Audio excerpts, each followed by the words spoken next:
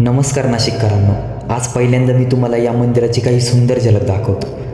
हे खास दृश्य आधी शांतपणे बघा आणि मग पुढे आपण या ठिकाणची संपूर्ण माहिती जाणून घेऊ। हे मंदिर नेमकं कशासाठी प्रसिद्ध आहे, इथलं वैशिष्ट्य काय आहे आणि इतके लोक दूरदूरून इथे का येतात हे सगळं पुढे सांगतो।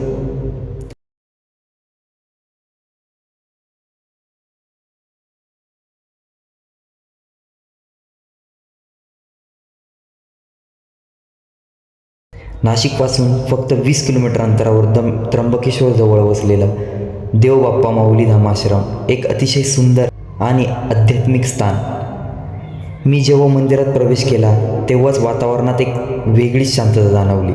प्रवेशद्वारापासून मंदिराची भव्यता मन जिंकून घेते। मंदिराच्या आतमध्ये राधाकृष्ण यांची अतिशय सुंदर आणि आकर्षक मूर्ती आहे। दर्शन घेताच मन प्रसन्न होतं।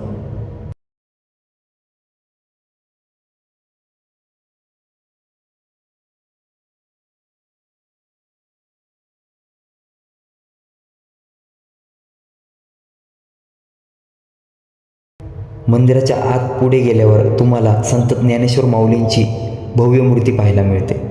माऊलींची ही मूर्ती हुबेहूब त्यांच्यासारखीच घडवलेली आहे। ही मूर्ती इतकी जिवंत भासते की जणू स्वतः ते समोर बसलेले आहे असं वाटतं। ते दर्शन म्हणजे भक्तीचा एक सुंदर अनुभव आहे। इथे एक महाराज आहे, रघुनाथजी महाराज। ते लोकांच्या आजारांबद्दल मार्गदर्शन करतात आणि आयुर्वेदिक उपाय सांगतात। लोकांच्या श्रद्धेनुसार ते समोरच्या व्यक्तीची स्थिती फोटो किंवा कपड्यांवरूनही ओळखतात। मी स्वतः तिथे विचारपूस केली। साईडला मेडिकल सारखं साईडला औषध आहे का? ते स्वतः देता का लगेच आणि काही पैसे घेता का? हां, औषधाचे पैसे घेता का? किती आजार वय जसं आजार तसं पैसे ना।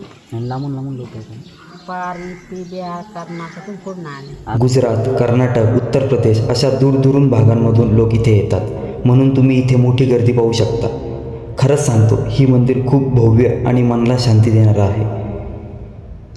एकदा तरी इथे येऊन दर्शन घ्यायला हवं। हरिओम।